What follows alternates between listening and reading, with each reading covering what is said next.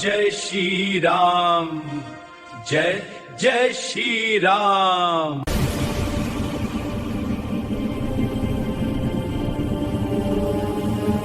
भाई तुम यहाँ क्या कर रहे हो? तुमको रखने आया हूँ। बोली गराद में दौड़ रहा है।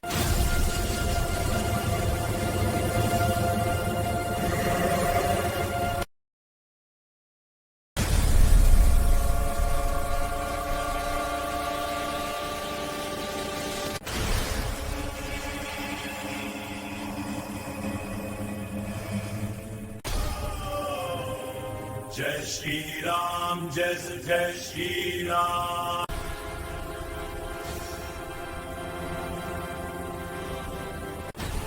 Peace.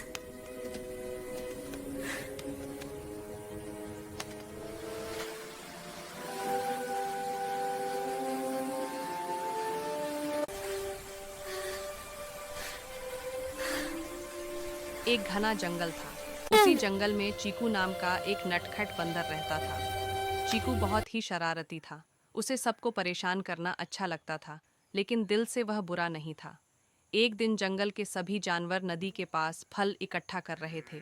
चीकू ने सोचा, आज तो मज़ा आएगा।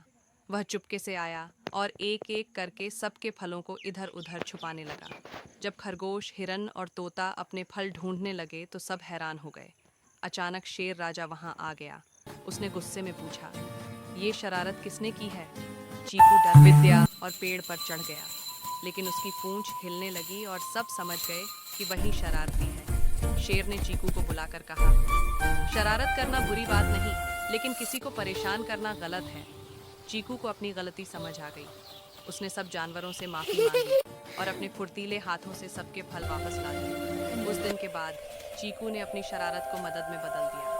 अब वह फलों को तोड़ने, रास्ता दिखाने और सबको हंसाने लगा। सब जानवर खुश हो गए और चीकू जंगल का सबसे प्यारा बंदर बन गया।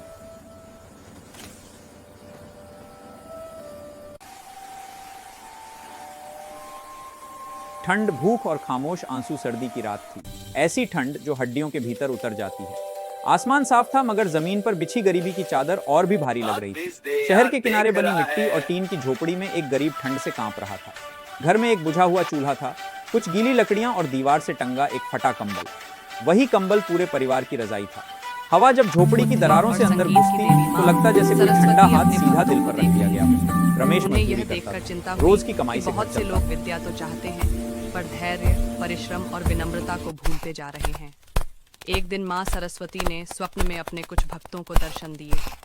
श्वेत वस्त्रों में, वीणा हाथ में, हवा में ऐसा जहर था कि सांस लेते ही सीने में चुभन होने लगे। भक्त गांव के बाहर खेतों के पास बनी एक कच्ची झोपड़ी में जीवन ठिठुर रहा था। मिट्टी की दीवारों में दरारें थीं और छप्पर से ठंडी हवा सीटी मारती हुई अंदर घुस रही थी। उस झोपड़ी में हरिया रहता था अपनी पत्नी गीता और 3 बच्चों के साथ।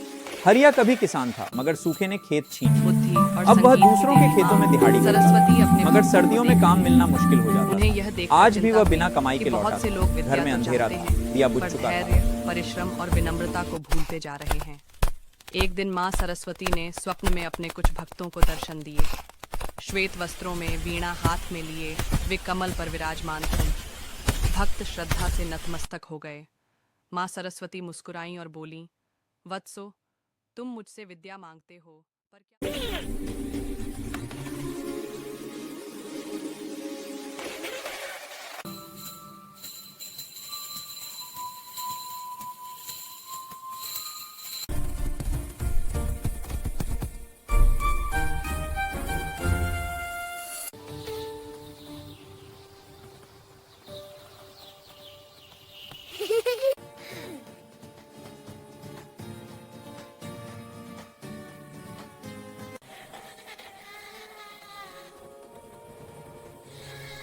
वत्सो, तुम मुझसे विद्या मांगते हो, पर क्या तुम उसके योग्य बनने का प्रयास करते हो?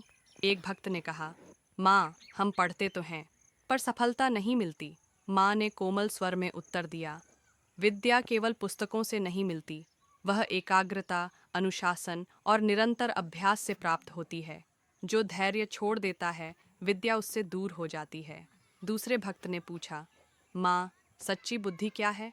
माँ सरस्वती ने वीणा के तार छेड़े और कहा, सच्ची बुद्धि वही है जो तुम्हें विनम्र बनाए, दूसरों का सम्मान करना सिखाए और ज्ञान का उपयोग कल्याण के लिए करे। अहंकार में डूबी विद्या अज्ञान से भी अधिक खतरनाक होती है। फिर माँ ने सभी भक्तों से कहा, सीखने की इच्छा कभी मत छोड़ना, प्रश्न करना, सीखना और समझना, यही मेरे सच्चे पूजन हैं। जो प्रतिदिन कुछ नया सीखता है वही मेरा